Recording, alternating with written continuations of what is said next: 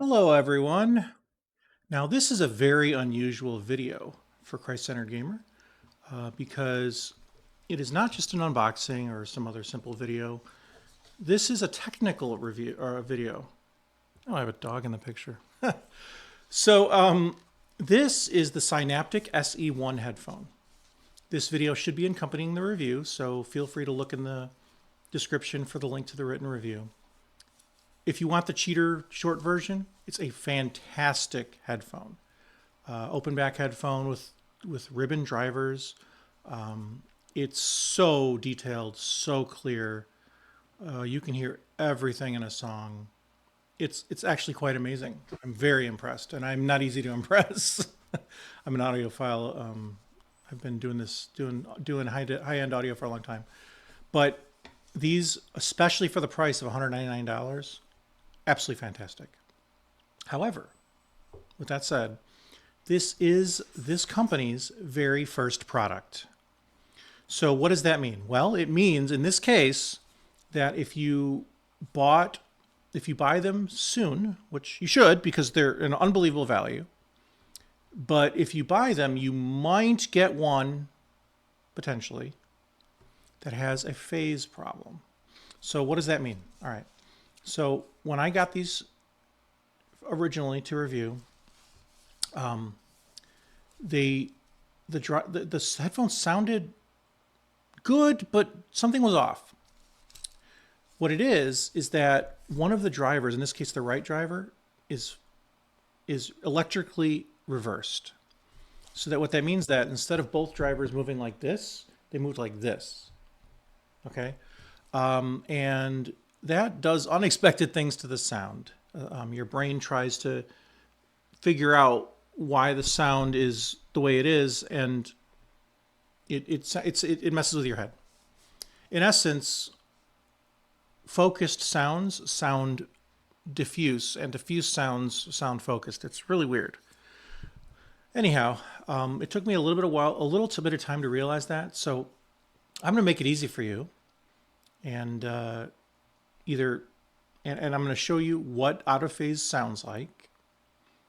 And then I'm going to show you how to fix it if your Sineaptic SE-1 has that problem. I wanted to quickly show you guys what in phase versus out of phase audio sounds like. And this is a good way to test how your headphones are working, if they're working properly in phase or if they are out of phase.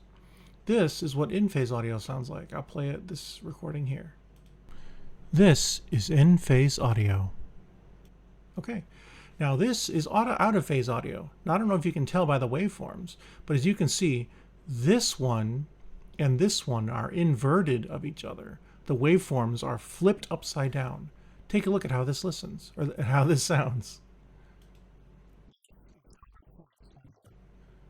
Do you see how hard it is to focus on that sound? It just sounds spacious and weird and strange. And anyway, if this sounds better than the one on the left, than the first one I played, then your headphones are almost certainly inverted.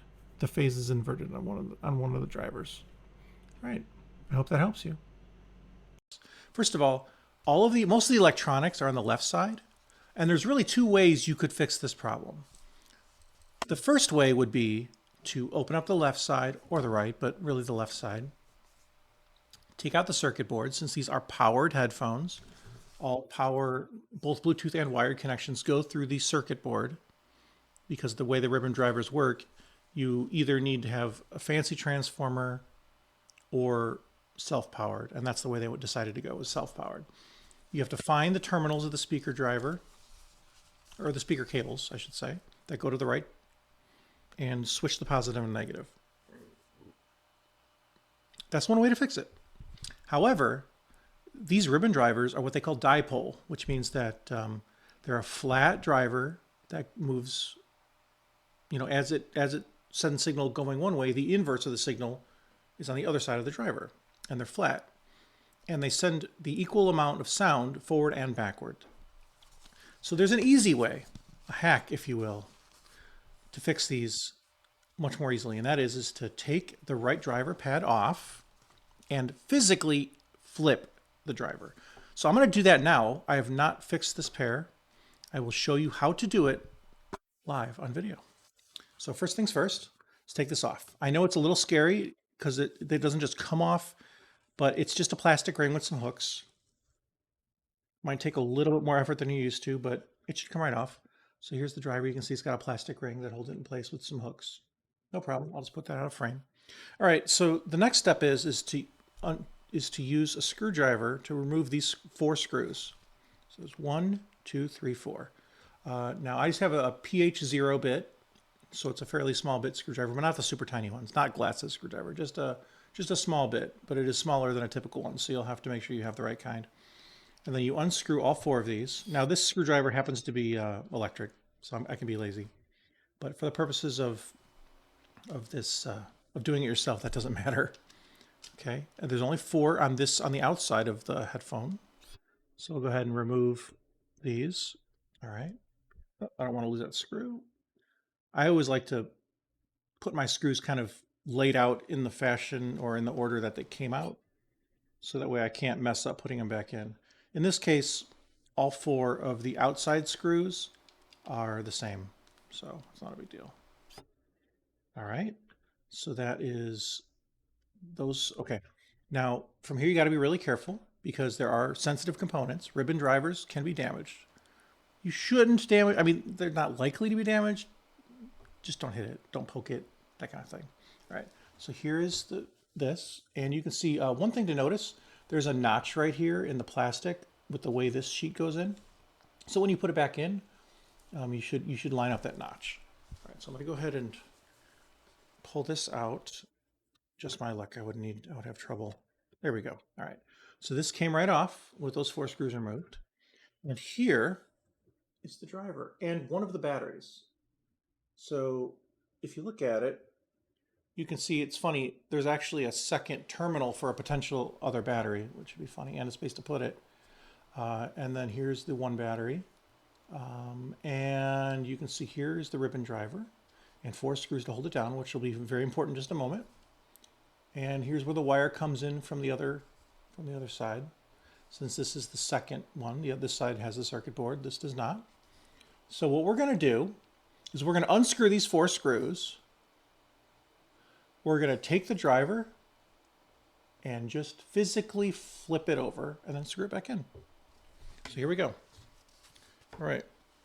Let's see if I can, I wish I could show you what I'm doing on camera. It's kind of hard, but here we go. So these are silver screws, so you shouldn't have any trouble confusing them with the ones that came out of the plastic. Now they are magnetic. These ribbon drivers are very magnetic, so the screws could be attracted to the drivers, so be careful with that. It shouldn't cause any damage, but I'd rather not mess around and find out, as they say. So here we go. We got 1, 2 removed. 3 removed. All right. And then 4. All right. Now, here's the fun part, because you have this battery here you don't want to disturb too much. I mean, it doesn't really matter if you disturb it, but you have to consider that. And also here's the terminals for the driver, where they're soldered in. You could just swap these 2 wires if you wanted to solder it. That's one way to fix this issue. But I'd rather just show you the easy way. So we're going to go ahead and do that. So I'm going to pull this out.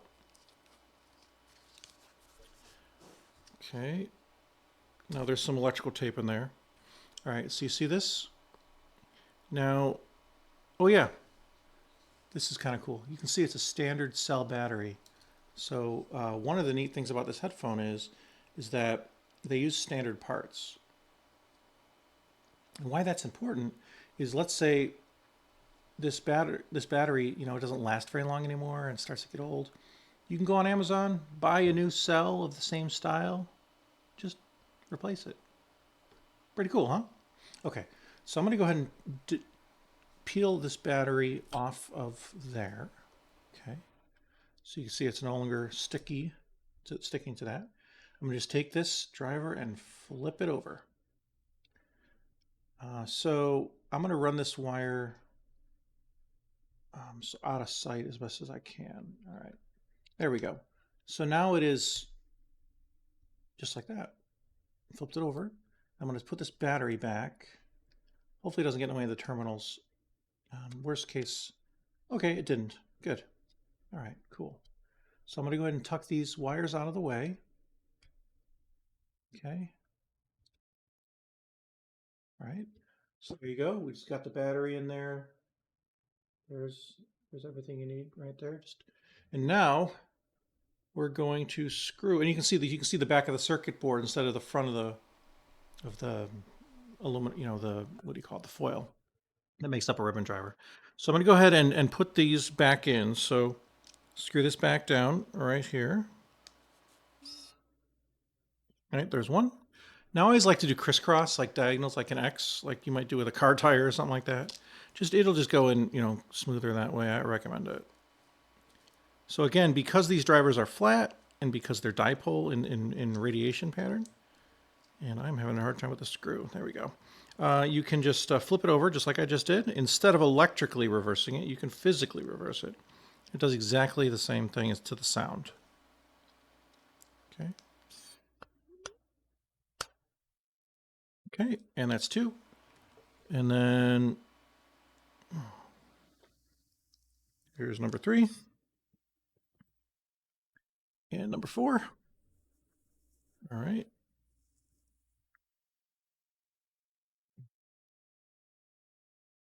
This is a slightly magnetic screwdriver, but it's not super strong. So sometimes it takes a little bit of finagling to get it where it needs to go. There we are. And the magnets in the driver here want to also attract the same screws. There we go. Okay, so I'll go ahead and show you now that the driver is in place. It's reversed from the way it was before. The battery's in there. It's looking pretty good to me. So I'm going to go ahead and put this back on. Okay. Now again, like before, this is the outside. So this right here, and we've got a little notch on the top. So you can see there's a little notch on the top that this lines up with. So it just goes in like so. All right. Whoop. I dropped it. All right. So they should line up with holes, and it should all fit together. Okay. And we're going to go ahead and just screw one of these back in. Now, you may want to tighten these a little bit. I mean, this electric screwdriver isn't super high torque. You may want to tighten it a little bit more than this particular screwdriver can do. But I found that I had to do it a little bit more than I preferred, just because of the way it goes in there. But actually, that's pretty tight. I don't need to tighten. It's flush. All right, cool.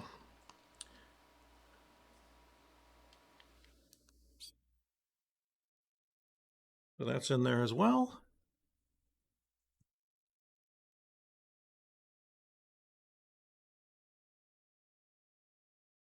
Okay, that's in there. And last but not least, the last screw. Let's see what we got. Okay, it's in there. Everything's flush. There's nothing vibrating or anything. Hopefully nothing will vibrate. All right, so now putting this on is a little tricky. You have to line it up so that the R is facing the right direction, and it has to line up with this driver. And the other thing you have to line up are these holes. See, these 2 are wide, these 2 are skinny. So when you hold the pad, you got to line it up. See, these 2 holes and these 2 holes are wide and close on this side, so they have to line up. So it goes just like this. And then it just, once you line everything up, you just squish it and it clicks. See? Click, click, click. I don't know if the microphone's picking it up, but they all clicked. And then when you straighten it out, the left and the right, the L and the R in the pads will line up. And yeah, so now that then it goes on, and lo and behold, you have to take my word for it, everything should sound correct and in phase. All right, I think that's enough for this tutorial review on how to fix these headphones if you get one that are out of phase. Take care and God bless.